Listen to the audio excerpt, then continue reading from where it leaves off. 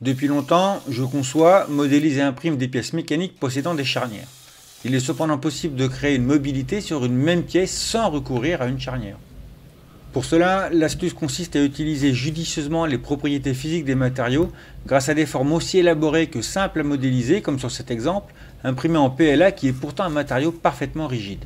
Bonjour à tous, dans cette vidéo, je vous propose de créer une boîte en forme de livre en utilisant cette technique qui permet de donner de la souplesse à un matériau rigide. Moi qui suis un véritable accro à SolidWorks, c'est ici l'occasion de découvrir le logiciel de modélisation en ligne Onshape. Sur la page d'accueil de Onshape que vous pouvez passer en français, cliquez sur le lien Create a Student Account. Il est bien précisé que les élèves, étudiants et enseignants bénéficient d'un accès gratuit à cette solution de modélisation, quel que soit l'ordinateur utilisé. Bon, en réalité, cette gratuité est valable pour tout le monde. Complétez votre prénom, votre nom de famille, votre adresse mail, indiquez que vous êtes étudiant, student, et indiquez votre niveau scolaire. Une fois que vous aurez créé votre mot de passe, vous accéderez à votre espace de travail. Bien, on voit que j'ai déjà pas mal travaillé sur cette solution, mais j'ai flouté les aperçus. Alors, on va créer un nouveau document. On trouve les trois plans de base de travail, une barre d'outils, outils d'esquisse, deux fonctions de base et deux fonctions avancées, et un arbre de création dans lequel les esquisses et fonctions construites vont successivement apparaître.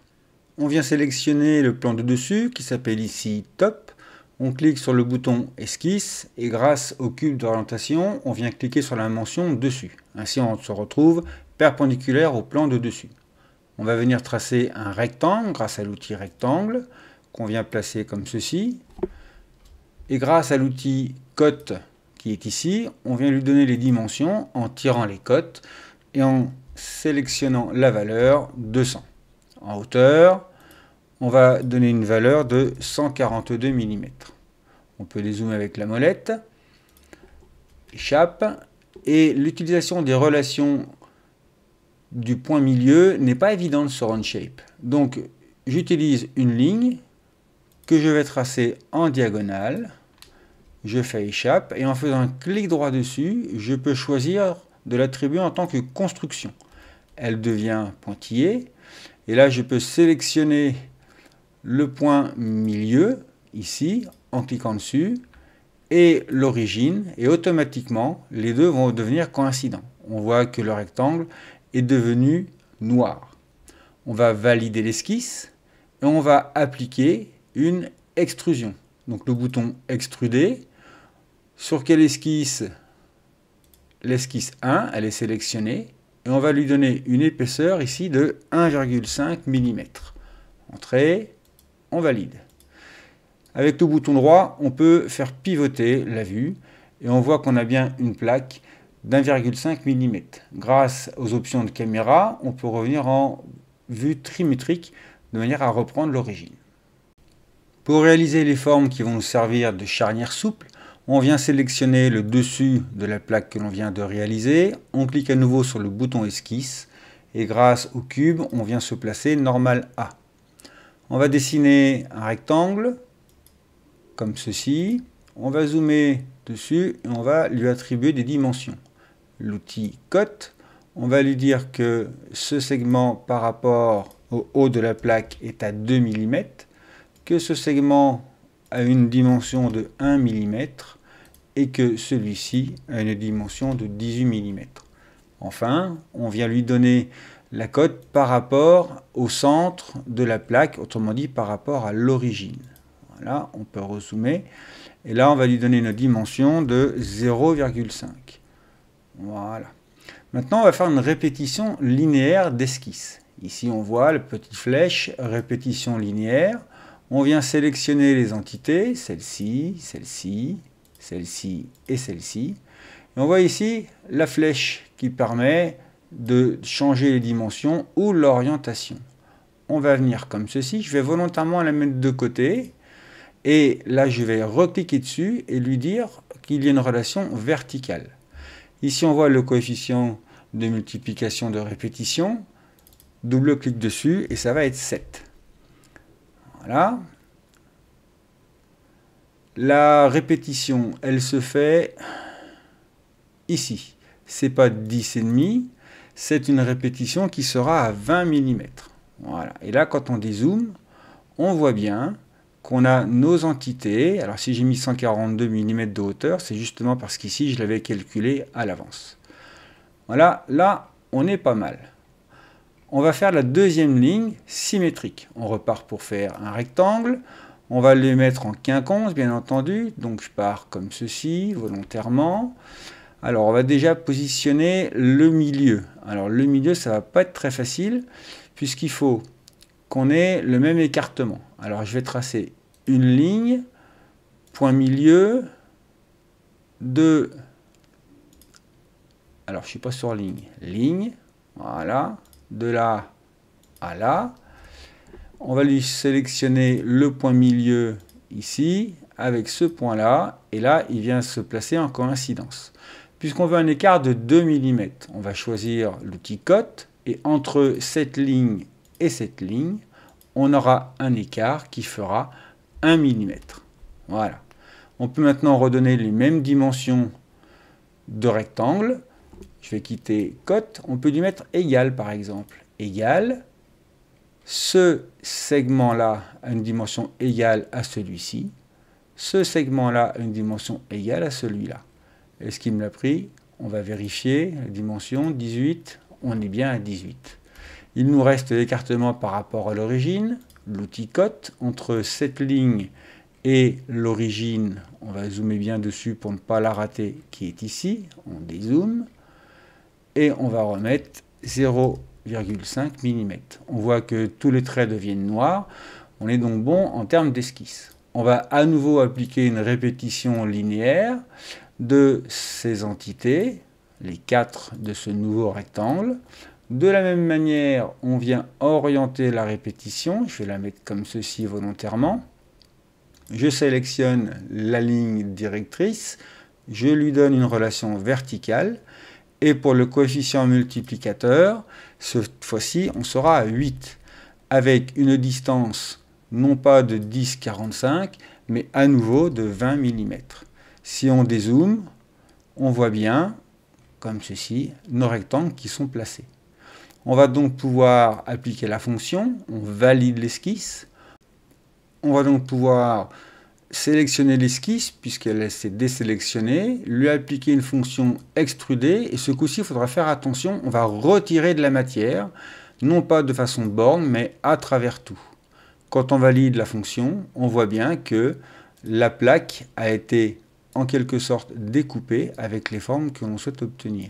Si on revient en vue trimétrique, on a un résultat attendu.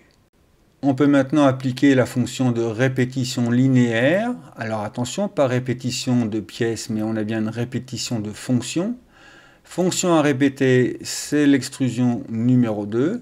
La direction, eh ben, on va lui donner le bord de la pièce. Alors il a pris l'extrusion direction, voilà, le bord de la pièce. On voit une répétition qui s'affiche déjà. La distance, ça sera 4 mm. Et le compteur d'instance, on va en mettre 5. OK, et là on voit que ça s'est affiché. On valide la fonction. On peut recommencer. Répétition linéaire, non pas de pièces, mais de fonctions. Dans la fonction à répéter, c'est l'extrusion numéro 2. La direction, ça va être ce bord-ci, mais on va inverser la direction. Alors pour l'inverser, on va cliquer ici, direction opposée. On va lui mettre la même distance qui sera de 4 mm et le même nombre d'instances qui sera de 5. On valide et là on a bien notre plaque avec les formes qui vont servir d'articulation qui est visible et la fonction est prête à être poursuivie. On va maintenant réaliser la boîte qui simulera les pages du livre. On va choisir le plan de face, ici front, et cliquer sur le bouton esquisse. Grâce au cube dans l'orientation, on se met perpendiculaire à cette vue. On va zoomer un petit peu, histoire de mieux travailler. Avec l'outil ligne, on va venir tracer grossièrement la forme de la boîte. Horizontale, verticale. Et là, on voit qu'on n'arrive pas à accrocher la ligne. C'est pas grave, on va la décaler légèrement. On va la tracer comme ceci. Et grâce, alors là je fais échappe, grâce à la relation coïncident, je viens sélectionner cette ligne et la ligne de la couverture et on voit que les deux segments viennent se coller l'un à l'autre. On va faire un arc de cercle tangent entre ce point-là et ce point-là. Voilà, échappe. Est-ce qu'on est bien tangent entre les deux? Alors ici, si on regarde, on va coïncident, tangent. Ici, est-ce qu'on a la relation tangente? On est bon également. On va venir coter l'ensemble, l'outil cote, avec ce point-là qui se trouvera par rapport au dernier enlèvement de matière à 1 mm et demi. Et sur la partie droite de cette esquisse, on a le bord de la boîte qui vient par rapport au bord de la couverture, là à 1 mm. Il nous reste à côté la hauteur de la boîte, grâce à la formule 2πr du périmètre d'un cercle. Là on va diviser par deux, on a un demi-cercle. Le calcul préalable permet de savoir que le rayon à côté est de 11 mm. Lorsqu'on dézoome, on a bien l'esquisse. Ah, il reste une partie bleue. Est-ce qu'on a la relation tangente? Je croyais l'avoir. On va cliquer sur tangente, l'arc de cercle et le segment. Ah, il n'y était pas en effet, et là l'esquisse est totalement contrainte. On la valide. On va dézoomer un petit peu, orienter, voilà. Et on va faire sur cette esquisse une extrusion qui sera borgne et qui sera à... Là, j'ai fait une bêtise, on va recommencer. L'esquisse 3, extrusion, borgne à 70 mm. Le calcul préalable a été fait. Et là, on va faire une deuxième partie de cette extrusion. Alors, on a seconde direction, seconde position de l'arrivée, voilà. Et profondeur, pareil, 70 mm. On voit la prévisualisation sur la modélisation. On valide la fonction et normalement, on a la vue extérieure de la boîte qui est déjà réalisée. On vient maintenant réaliser l'intérieur de la boîte en faisant une nouvelle esquisse sur la face supérieure de l'extrusion que nous venons de réaliser. On vient se placer perpendiculaire à la vue et grâce à l'outil d'esquisse rectangle, on va venir tracer l'intérieur de la boîte. Alors en zoomant, ici on voit que ça n'accroche toujours pas, on va venir le mettre à côté et grâce à la relation coïncidence, on va venir sélectionner ce segment et celui-ci, on voit que le trait devient noir. Grâce à l'outil cote, on va donner une épaisseur aux parois de la boîte. Entre ce segment et ce segment, on mettra 2 mm. Entre ce segment et celui-ci, on va faire pareil, 2 mm. Et pareil pour le haut, entre ce segment et ce segment, on va mettre 2 mm. L'esquisse est noire, totalement contrainte, on peut la valider. On va faire pivoter tout ça pour voir ce qui va se passer. On vient appliquer une extrusion en faisant attention de bien retirer la matière. Face les zones d'esquisse à extruder, on vient sélectionner l'esquisse 4. Voilà, elle s'affiche bien. L'extrusion ne sera pas borgne, mais jusqu'à la surface. Et quelle est la surface que l'on souhaite rejoindre? C'est la hauteur, la partie haute de la couverture du livre. On valide, et là, on a notre boîte qui commence à prendre forme. Pour le plaisir, on va simuler les pages du livre. Pour ça, on va faire une nouvelle esquisse, mettons sur cette tranche-là de la boîte. On se met perpendiculaire. On va zoomer très fort. Et puis, pour faire les choses simples, on va utiliser l'outil rectangle, comme ceci, que l'on va coter avec une profondeur de 0,1 mm, une hauteur de 0,2 et on veut que entre chaque répétition que l'on fera après, on ait une hauteur de 0,2 mm. L'esquisse est totalement contrainte, on peut la valider. On va prendre un peu de perspective, comme ça on verra mieux, même si c'est tout petit. Et on va faire une extrusion en faisant retirer de la matière de façon à travers tout. Alors, il n'y avait pas pris l'esquisse, c'est l'esquisse 5. Voilà, et là, on aperçoit une rainure qui court tout le long de la boîte. On valide. On va faire la même chose sur l'autre bord de la boîte. On fait une nouvelle esquisse sur cette face-là.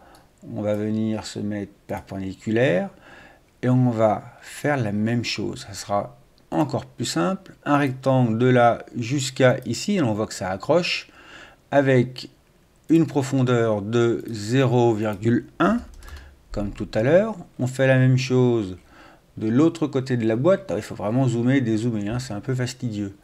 L'outil rectangle, on vient de là jusqu'ici, on voit que ça accroche. Cotation, profondeur 0,1. Je n'ai pas cliqué, 0,1.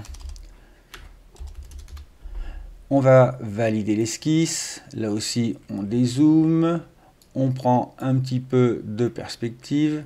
Et on va appliquer sur l'esquisse numéro 6, donc, une extrusion retirée de la matière. Là aussi, on va faire à travers tout. Et là, on voit la rainure qui se place correctement. On peut même pousser le détail en venant sur le bord des pages et appliquer un congé. On voit ici congé. On va lui donner un rayon de 0,5 mm. Et on va appliquer ce congé ici et ici.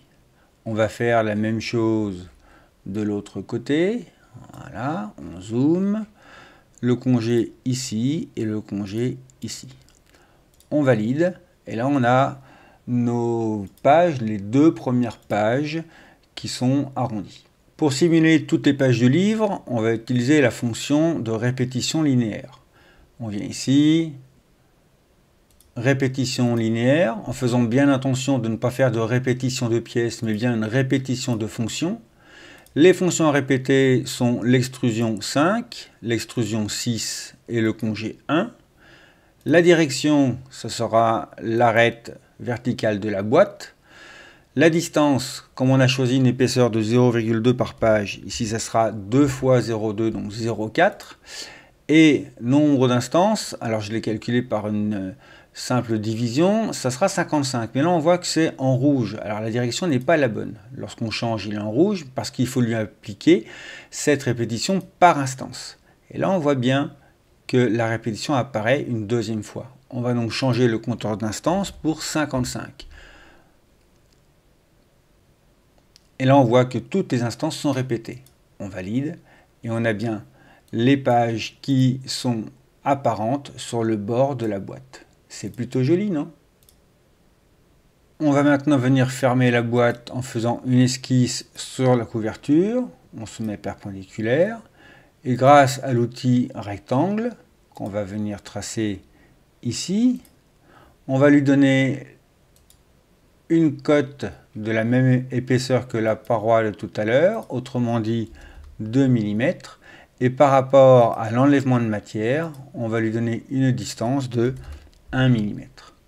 On valide l'esquisse, on peut dézoomer, reprendre de la perspective.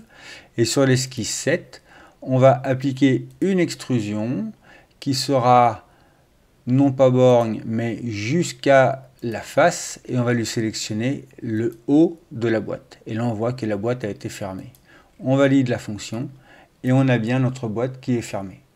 On va en profiter pour ajouter l'esthétique des congés sur la couverture. Donc on va lui donner un congé non pas de 0,5 mais de 1 mm, de telle sorte, 1 mm et demi, pardon, de telle sorte qu'on ait une forme de relation concentrique. Donc deuxième coin, on va faire ça pareil sur les 4 coins, le troisième, et en pivotant et en déplaçant, on va trouver le dernier, et comme ça sera très joli.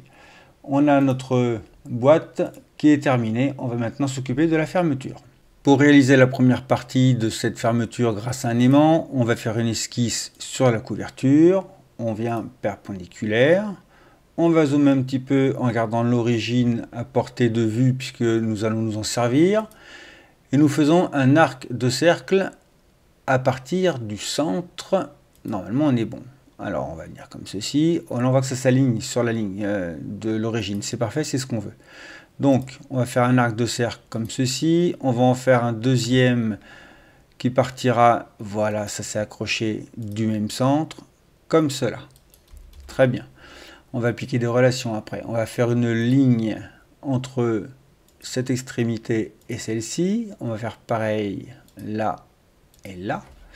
Et là, on va pouvoir attribuer des relations. Cette ligne-là sera horizontale, celle-ci sera horizontale, et là, on voit qu'il y a un défaut de relation. On va faire coïncident entre ce point et ce point.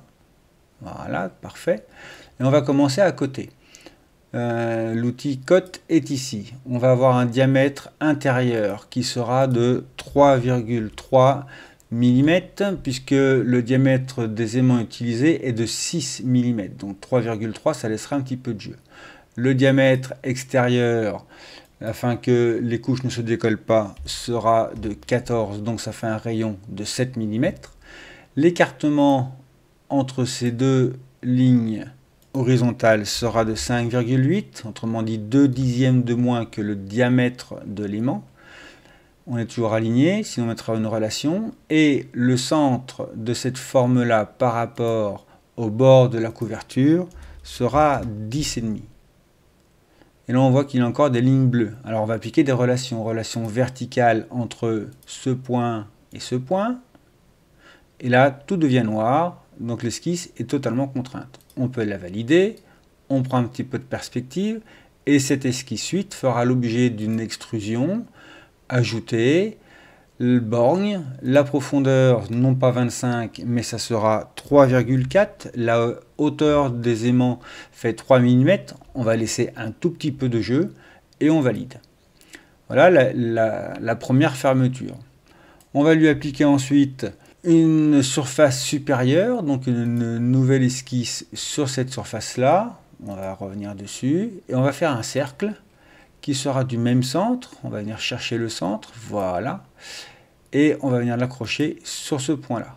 Et automatiquement, l'esquisse est totalement contrainte. Cette esquisse numéro 9 va faire l'objet d'une extrusion, ajouter. On voit qu'elle apparaît. La profondeur sera de 0,5 mm. Ça ne sert à rien de la faire très haute, au contraire, ça risque de nous encombrer. Et voilà la cage, en quelque sorte, dans laquelle viendra se loger l'aimant. Pour faciliter son entrée, on va faire un chanfrein.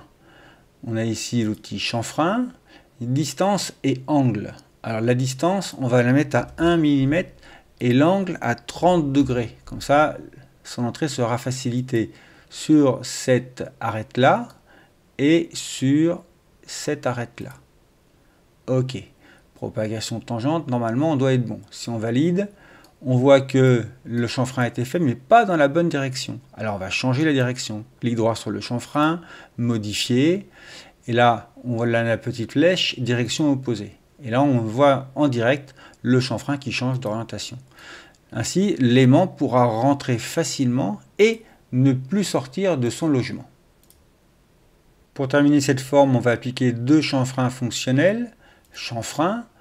Le premier aura une distance de 1 mm et un angle de 45 degrés sur toute la circonférence de jointure de la couverture. Ainsi, les couches imprimées en 3D n'éviteront de se décoller. On valide. Un deuxième chanfrein, toujours à 45 degrés, dont la distance sera de 0,25 mm sur le pourtour supérieur, afin que cette forme-là vienne bien s'emboîter dans la deuxième que nous allons réaliser maintenant. La deuxième partie de la fermeture va nous permettre de découvrir des fonctions assez intéressantes. On va commencer par faire un plan dont la surface de référence sera la partie haute de la paroi avec un décalage de 8,2 mm. Quand on regarde bien, le plan est positionné au-dessus de la boîte. C'est pas ce que l'on souhaite. On clique sur direction opposée et là le plan descend dans la boîte. Parfait. On sélectionne ce plan et on vient faire une nouvelle esquisse dessus. Comme il est parallèle au plan de dessus, on peut se permettre d'utiliser le bloc d'orientation, le cube d'orientation, pour venir se mettre perpendiculaire à cette surface. On va dessus dessiner un arc de cercle à partir de son centre. On a l'alignement avec l'origine et on va tracer un arc de cercle en exagérant le défaut. Ensuite, outil ligne, comme ceci, horizontal, on voit qu'on n'accroche pas l'intérieur de la paroi. C'est pas grave, on va se décaler, on fera une relation après. Là c'est pareil, on n'accroche pas l'horizontale, donc on n'y sera pas. Très bien, on va tout de suite faire la coïncidence entre ce segment et l'intérieur de la boîte. et l'horizontalité de ce segment, qui normalement y était déjà, et de ce segment. Voilà, là ce coup-ci, il y est. Une relation tangente entre l'arc de cercle et le premier segment, et la même chose entre l'arc de cercle et le deuxième segment. Maintenant, on peut coter les dimensions. On aura ici un rayon de 8,4 qui correspond à la première fermeture, son diamètre extérieur. Le centre de l'arc de cercle par rapport au bord de la boîte, de la couverture, est à 10,5 mm. L'esquisse est noire, donc elle est totalement contrainte. L'esquisse 10, on peut appliquer une extrusion dont la profondeur sera de 3,4 mm vers le haut. Est-ce que je l'ai bien vers le haut? On voit bien la direction. Très bien, on peut la valider. Comme cette pièce est destinée à être imprimée en 3 dimensions, il nous faudrait nous affranchir des supports. Ici, ça serait bien pratique d'avoir un chanfrein. Sauf que la forme de la boîte ne nous permet pas d'accéder à l'arête sur laquelle on veut attribuer le chanfrein. Mais ce qui est très pratique, c'est qu'on a différents modes. Le mode ombré sans arête, jusqu'au mode translucide. Et là, on voit que les arêtes des différentes formes que l'on a dessinées. On peut donc zoomer très très fort jusqu'à retrouver l'arête souhaitée, c'est-à-dire celle-ci. On va appliquer un chanfrein dont la distance sera de 16 mm avec un angle de 45 degrés. En cliquant sur la bonne arête et en dézoomant, on aperçoit que le chanfrein a été réalisé. On peut le valider, revenir en mode ombré pour l'observer. Impeccable, on n'aura pas de problème de support. Très bien. Sur la partie haute de cette fermeture, on va venir faire une nouvelle esquisse. Là aussi, le bloc d'orientation nous permet de venir perpendiculaire à cette surface. Allez, on est parti pour tracer. À nouveau, on va faire un arc de cercle à partir du centre. On va venir chercher le centre du premier arc de cercle. Hop, on l'a trouvé, il est ici. Et volontairement, je vais accentuer les défauts comme cela. Et on va placer mes lignes de telle sorte que l'aimant puisse rentrer dans son logement. Alors là, encore une fois, hein, j'exagère beaucoup les défauts, comme ceci. Voilà. Et là, on n'est pas horizontal. Très bien, on va le mettre tout de suite. Relation horizontale pour ce segment. Très bien. Alors, par quoi on commence? On peut lui dire, par exemple, avec la relation verticale, que ce segment-là est aligné verticalement, collinéaire à ce segment. Normalement, on est bon. On peut faire pareil avec la relation égale. La longueur de ce segment sera égale à la longueur de ce segment. On voit qu'il y en a un qui s'est adapté sur l'autre.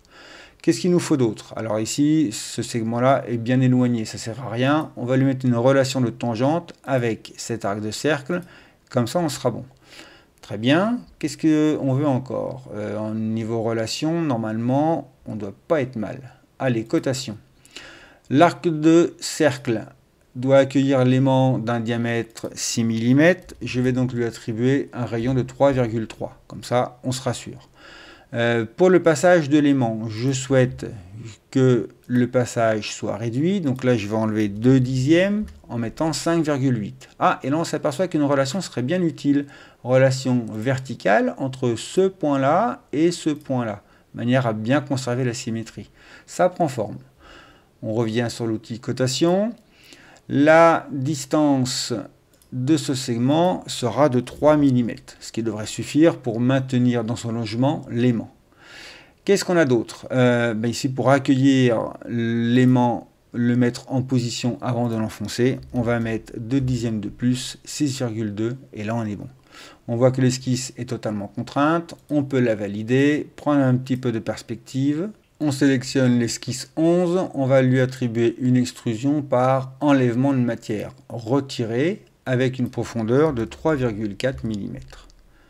On valide, et là on voit bien que le logement pour l'aimant est prêt. Il faut maintenant refermer ce logement en faisant sur la surface supérieure une esquisse. On revient perpendiculaire à cette vue, et là on va s'appuyer sur ce qui a déjà été dessiné. On va faire un arc de cercle à partir du centre. On vient chercher le centre qui est ici. Normalement, le point, très bien, il est accroché. On doit pouvoir accrocher le suivant, parfait. Et on va fermer avec l'outil ligne, qui lui aussi devrait normalement s'accrocher. Très bien, comme ceci. Du coup, l'esquisse est totalement contrainte immédiatement. Parfait. On va appliquer une extrusion en ajoutant de la matière sur l'esquisse 12 avec une hauteur de 3 mm. On valide. Maintenant, il faut prévoir l'imbrication de la première partie. Donc sur cette surface-là, on va faire une nouvelle esquisse. Encore une fois sur le plan de dessus, de manière à être perpendiculaire. Et on va tout simplement tracer un cercle qui sera circonscrit à l'autre, à la première fermeture. Voilà, il aura une dimension avec l'outil cote qui sera un diamètre de 14,4 mm. Et on va lui attribuer une extrusion en retirant de la matière qui correspondra à la hauteur de la première fermeture, c'est-à-dire 2,5 mm, à condition que je sélectionne bien mon esquisse 13. Voilà. C'est beau, non? On va finaliser cette fermeture avec des congés. Un congé qui sera de 0,2 mm de rayon sur le pourtour ici. Et on voit que ça l'a prolongé. C'est exactement ce que je voulais. On valide. C'est plutôt joli. Et on va faire la même chose avec un congé qui ce coup-ci aura un rayon de 1 mm. On va venir placer ici sur les parties verticales de telle sorte que le filament imprimant en 3D vienne bien adhérer à la paroi. C'est plus une question de force qu'autre chose. Voilà, on voit que ça a également pris le dessus, ce qui est en plus très joli et qui, fonctionnellement parlant, ne sera pas gênant. Très bien, on peut valider le congé et là on a notre boîte qui est entièrement terminée, ou presque. Bon allez, pour le plaisir, il nous reste un petit peu de décoration à faire. On va faire une nouvelle esquisse sur la face inférieure du livre qui sera en réalité la couverture extérieure. Allez, on va faire un petit effet, un petit peu décoration, livre en cuir. Allez, arc à partir du centre. On va faire ça comme ceci. Et on va accentuer les défauts de manière à les corriger après avec les relations. Là, on va utiliser l'outil ligne pour rejoindre les différents points d'accroche des arcs de cercle.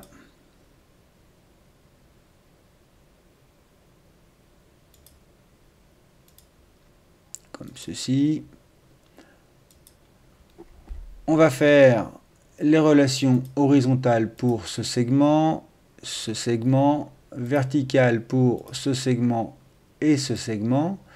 Et ensuite, on va venir aligner nos différentes entités. On va faire une relation horizontale entre le centre et cette extrémité, entre le centre et cette extrémité. On s'aperçoit d'ailleurs ici qu'il n'y a pas de coïncidence. On va venir mettre coïncident les deux éléments. Parfait.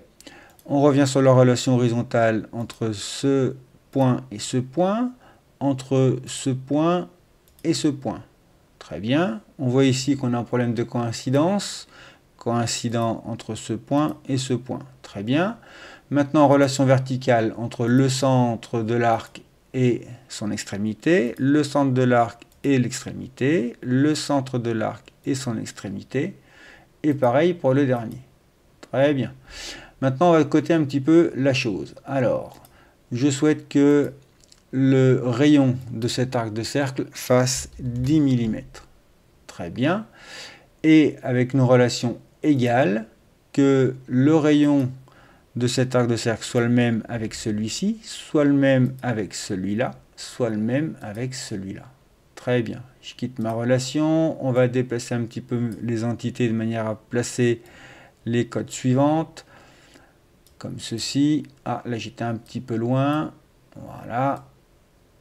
Et voilà. Alors on voit que la relation égale ne l'a pas pris, n'a pas été prise sur les autres arcs de cercle. On va l'appliquer une nouvelle fois. Il me semble qu'on ne peut pas faire égal sur plus d'entités que cela. Et là, ce qu'il l'a pris, on verra en cotant. Allons-y, cotation. Hop, on va prendre par rapport au bord de la couverture une distance de 10 mm. Ici, pareil, 10 mm. Ah, ça commence à devenir noir, donc l'esquisse devient contrainte tout doucement. Et là, on va se laisser une marge de 1 mm en mettant ici 11 mm. Très bien, impeccable. Allez, on fait la suite. Arc de cercle à partir du centre. On prend le même centre et on va mettre un arc de cercle qui sera plus grand. On recommence la même chose. Comme ceci. Le centre ici, l'arc de cercle. Le centre ici et l'arc de cercle. Ok. L'outil ligne entre ce point-là et ce point-là. Ce point-là et ce point-là. Ce point-là et ce point-là. Ce point-là et ce point-là. On est reparti horizontal pour ce segment, vertical pour ce segment et ce segment. Relation égale entre cet arc de cercle et cet arc de cercle, entre, on va le faire en plusieurs fois, cet arc de cercle et celui-ci comme référence, et encore une fois le premier et le dernier comme ceci. Maintenant, avec l'outil cotation, on vient attribuer un écart entre les deux. Je veux que ça soit un écart de 1 mm. Très bien. Donc on voit qu'il l'a appliqué partout. Il ne nous reste plus qu'à mettre un écart de 1 mm ici. Pareil en bas. 1 mm comme ceci. 1 mm pareil sur le côté. 1 mm comme ceci sur le côté. Parfait. On va faire la même chose mais en accéléré sur l'autre couverture.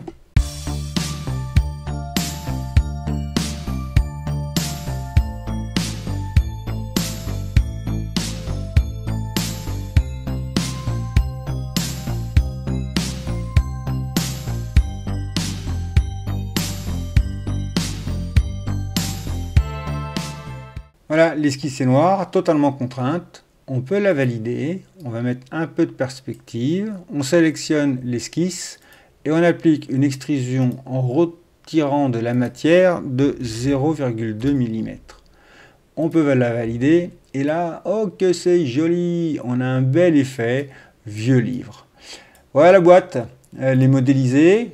OneShape, moi j'aime bien, ça ne vaut pas SolidWorks en version gratuite, en tout cas en licence gratuite, mais vraiment pour dépanner, c'est intéressant, c'est une autre manière de voir, bien que les méthodologies soient assez similaires. Il ne reste plus qu'à créer le fichier STL, pour ça on vient en dessous de pièces sur Part 1, on fait un clic droit et on vient sélectionner la commande Exporter. On peut nommer le fichier, ici on va faire simple, on va l'appeler livre. Le format est bien STL, au format binaire, l'unité étant le mètre, la résolution on peut la choisir, gros, moyen, fin ou personnalisé, je vais la laisser en fin, et on va exporter le fichier par l'option de téléchargement. On arrive dans un dossier qu'on peut sélectionner et on enregistre. Allez, on passe au filament. Pendant la préparation de cette vidéo, l'équipe du site Fil Imprimante 3D m'a envoyé du filament PLA chargé en bois et du PETG Spectrum gris mat. Tout en les remerciant chaleureusement pour leur contribution, vous trouverez les liens de ces deux matériaux en description. Alors, essayons d'imprimer la couverture du livre en aspect bois et les pages avec le PETG. Pour imprimer la pièce avec ces deux matériaux si différents, il faut tricher avec Cura. On ouvre le fichier STL et on applique les paramètres souhaités en vérifiant bien que le matériau sélectionné est du PLA. On découpe et on enregistre le G-code en l'identifiant bien avec PLA. On recommence, mais cette fois-ci, on sélectionne le matériau PETG, puis on applique les paramètres recommandés ou souhaités. Quelques précisions, la température d'impression est plus élevée pour le PETG. J'ai choisi 250 degrés. La vitesse d'impression doit être un peu abaissée et il faut désactiver la ventilation. On découpe à nouveau et on enregistre un nouveau G-code en l'identifiant bien avec PETG. En passant dans le mode aperçu, on identifie la couche à laquelle il faudra changer de matériau, donc de bobine. Il s'agit de la couche numéro 8. Ma Sidewinder ne sait pas gérer la commande M600. Alors j'utilise le logiciel Multi-G-Code pour effectuer un changement de bobine entre la couverture et les pages du livre. Vous trouverez la vidéo d'explication en fiche et dans la description.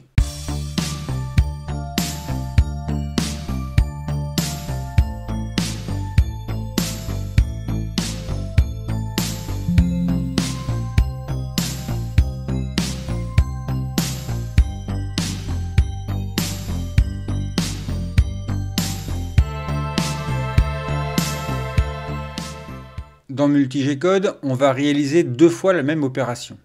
Pour chaque fichier G-code, on configure un changement de couleur pour l'impression des pages du livre.